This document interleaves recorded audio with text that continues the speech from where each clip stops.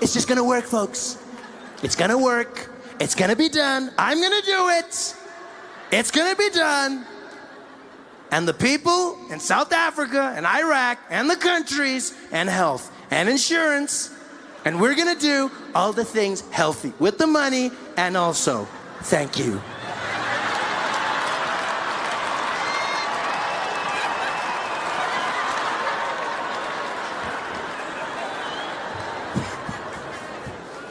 Donald Trump is losing his mind, saying the craziest things.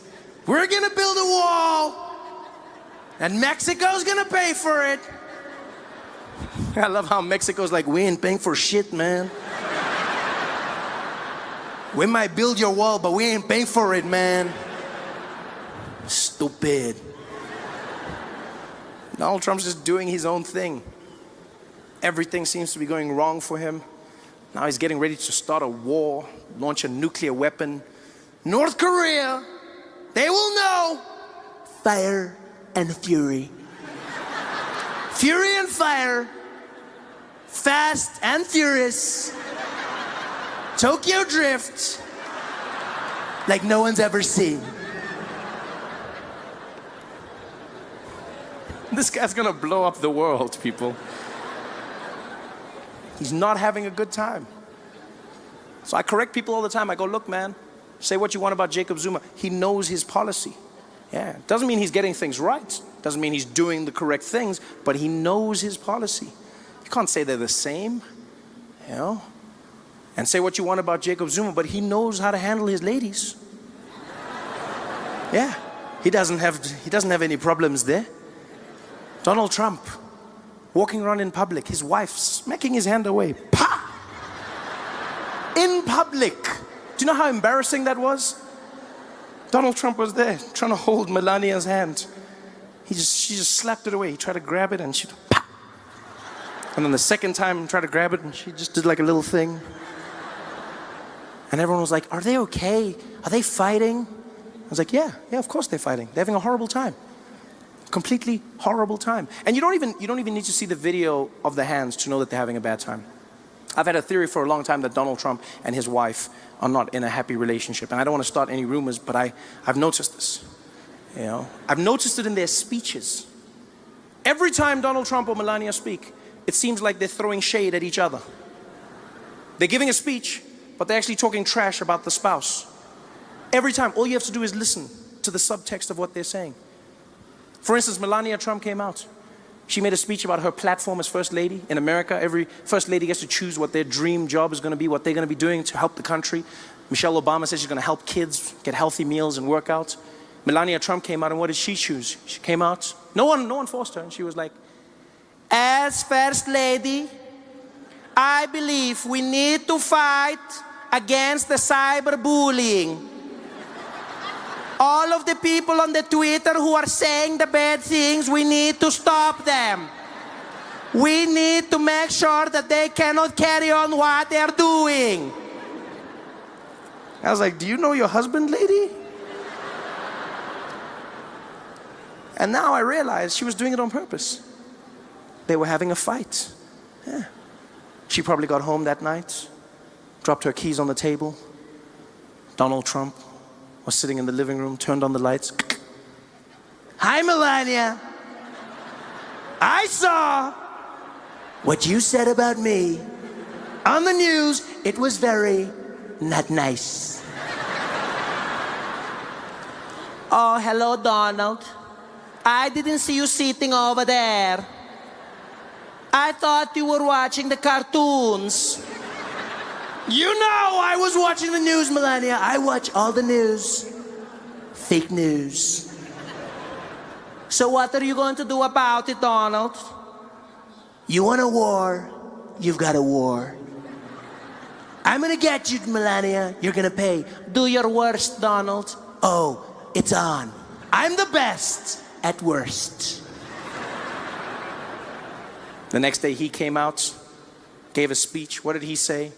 We've got to get rid of all these immigrants, folks. All these immigrants need to leave this country. Your move, Melania. She went to a women's conference. We need to stop sexual assault. The men who are grabbing the ladies. And so Velasquez walks down towards where I'm standing with my agents. My guy tries to apologize, says, I don't know what's going on. I silenced him with one move of his hand. He's like, no, I go. And he stepped up, he looked me in the eye, and he's like, sir, you got to stand for side and not give for that, okay? Don't touch nothing on the movie, okay? None of that. And I didn't know what he was saying. But I knew what he meant. And so I stood there, I raised my arms. And as I did, he whipped out his wand. And he started using it all over me. And as soon as he did, I knew why he was who he was. It was the most magical thing I've ever come across in my life. The way he wielded that wand was unlike anything I've ever experienced. I felt like I was being blessed. I just stood there with my head down as he went all over me, just blessing me with his power. It was something special. It was like a force and energy. It's all, like on the outside, you still heard that beeping. It was like, ee, but in my head, I heard a lightsaber. That's what I heard. I heard like, it was like,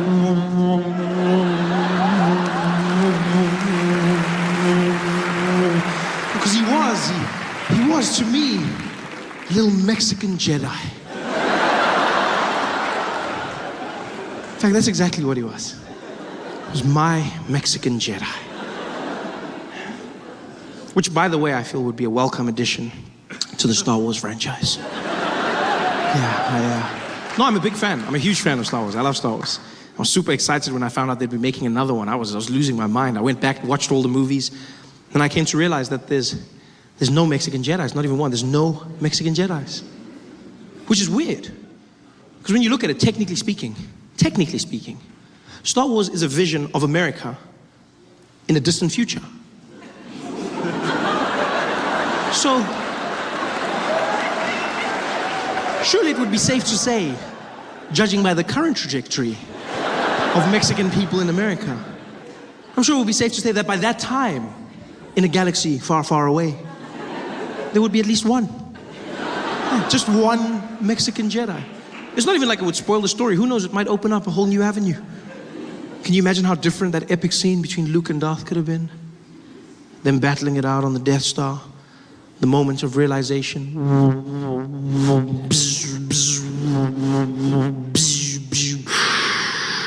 Luke. What do you want, you evil man? Luke. What do you want from me? No. Luke, man. Luke.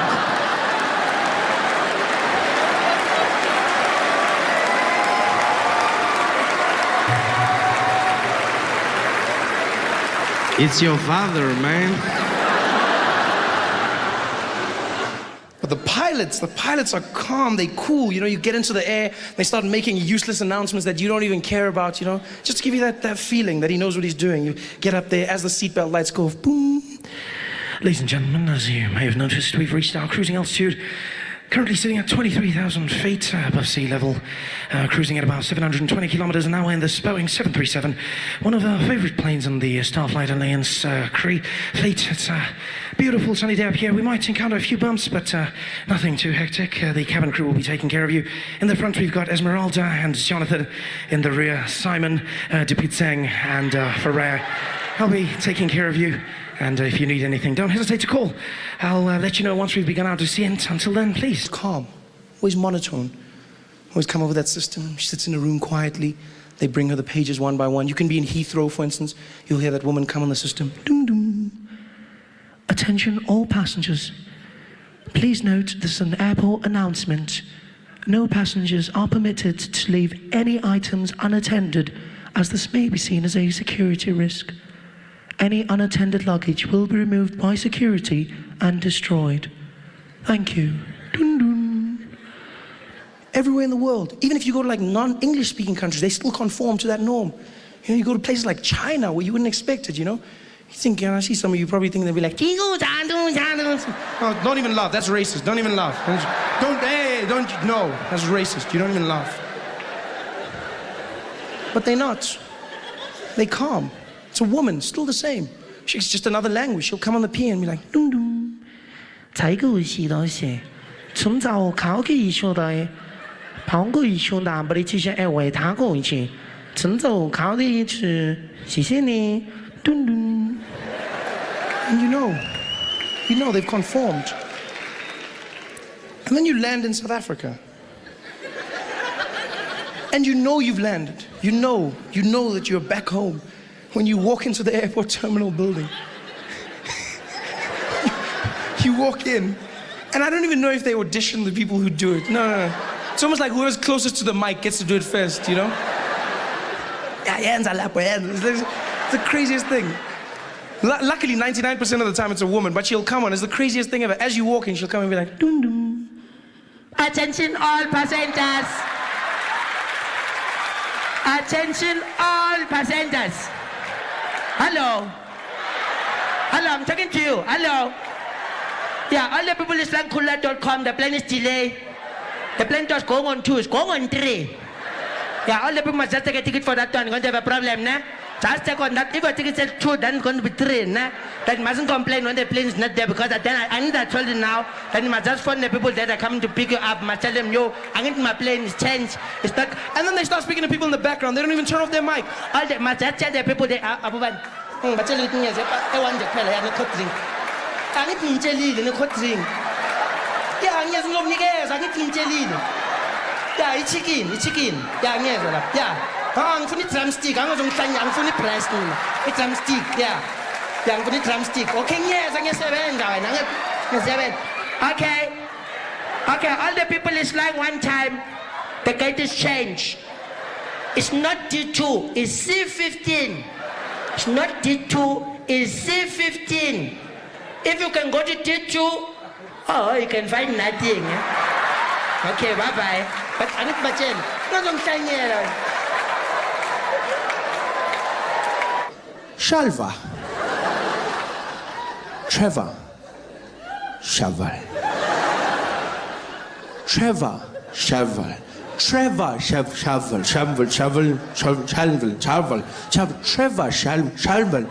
Trevor. And now my friend who was irritated, he just leans over me and he's like, hey, Papa, get Trevor. He's like, oh, Trevor. Why you don't talk properly? And then I understood. I finally understood what white people have been trying to do. I see, you're trying to communicate more effectively. You're trying to engage somebody, but understand this. When speaking to somebody in an accent, the number one rule to understand is an accent is not a measurement of intelligence, right? An accent is just somebody speaking your language with the rules of theirs. That's all an accent is. So don't speak down to them. Don't patronize them. Speak to them the way you would to yourself. Just try and learn their accent. That's all it is. It's just another accent. Yeah. And I learn them. I spend all my time learning accents. I try. I love it. I learn in restaurants. That's a safe place to start. You know, you learn, you read off the menu, you try and pronounce the words correctly. I was inspired by French restaurants, funny enough. Yeah, whenever I'd go to a French restaurant, I was always fascinated by the fact that people would order food in a French accent. I never understood why. Because they don't do it in any other restaurants. Only in French restaurants do people walk in and then change their accent when they order. They come in talking normally. Yeah, you know, it's a wonderful thing. You're really going to enjoy it. It's so beautiful. Yeah, stunning. You have to have... Oh, the dessert. Oh, good evening. How are you, sir? Yes, I will have a bottle of water for the table, please. And let's start off with... could we get the Sauvignon Blanc, please? Yes, and you know, we definitely for mains going to have the filet mignon. And for dessert, we're going to go with the crème brûlée. Thank you very much. Thank you. Oh, you're going to love it. Like, why are you doing that? I never understood. I was like, why? Because it's not like the French are going to return the favor. There's no French people sitting in our restaurants in South Africa looking at the menu like, so for the table, we can order some starter portion with share something? No? Okay. Could we please have one serving of the boerewors?